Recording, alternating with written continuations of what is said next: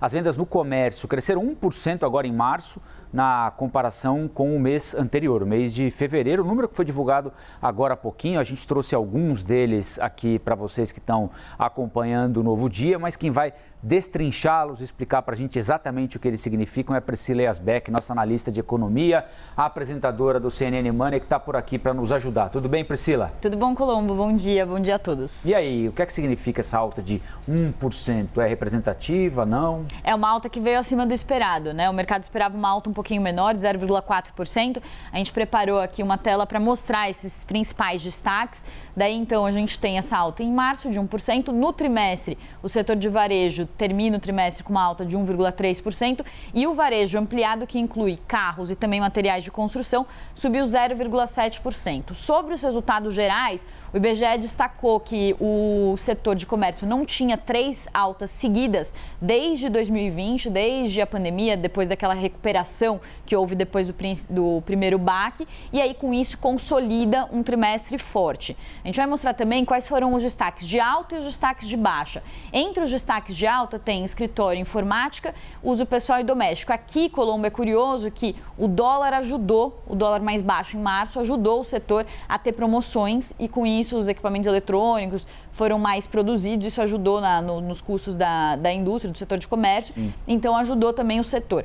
Uso pessoal e doméstico, eles falam sobre a abertura das lojas de departamento também, que ajudou nas vendas. Só que aqui está o grande destaque desse resultado do mês de março. Supermercados, que é um segmento super importante para o setor de comércio, já começa a apresentar uma perda de ritmo por causa de inflação. E é justamente essa a grande preocupação dos economistas do que está por vir. Então, aqui a gente teve um fator pontual ajudando, que foi o dólar em março. O dólar já está subindo de novo, já passou dos 5,15. E aqui a gente tem um fator que é mais duradouro que prejudicou, que é a inflação. E essa é a grande preocupação que vem para o segundo semestre.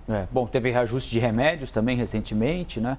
E o preço dos alimentos, bom, a gente tem falado nisso aqui o tempo todo. Mais cedo, lendo a reportagem que estava no nosso portal, eu destacava uma frase do coordenador da pesquisa, dizendo que a recuperação ainda é muito heterogênea, né? Você tem setores que estão indo muito bem e setores que não vão muito bem, muito pelo contrário, diga-se de passagem, né?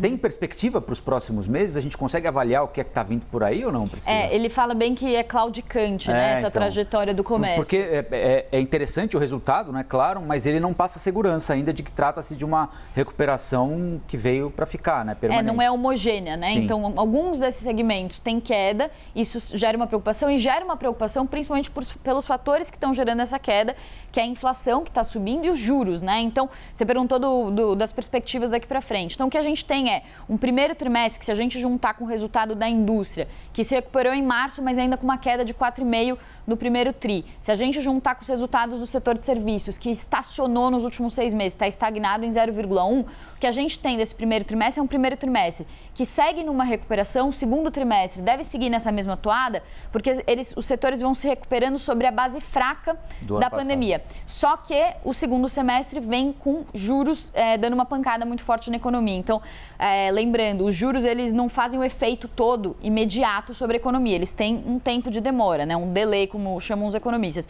Então, esse efeito total dessa alta de juros, os economistas calculam que deve ser sentido mais para o segundo semestre. É aí que a gente vai ter um impacto maior. Tem uma frase que o pessoal diz no mercado que quando a maré está alta, você não vê quem está nadando pelado, né? Então, talvez é um pouco isso, né? Então, essa onda de commodities, de recuperação está escondendo um pouco o que está acontecendo de real na economia. Então, vamos ver como que fica no segundo semestre. Eu sugiro isso, inclusive, como título do podcast de vocês, né? Para atrair a audiência. Como é que é? Quando a maré está alta, você não sabe quem está nadando pelado. Exatamente. Quando a maré baixa, aí vem a surpresa. Exatamente. Algumas positivas, outras nem tanto. Melhor deixar para lá.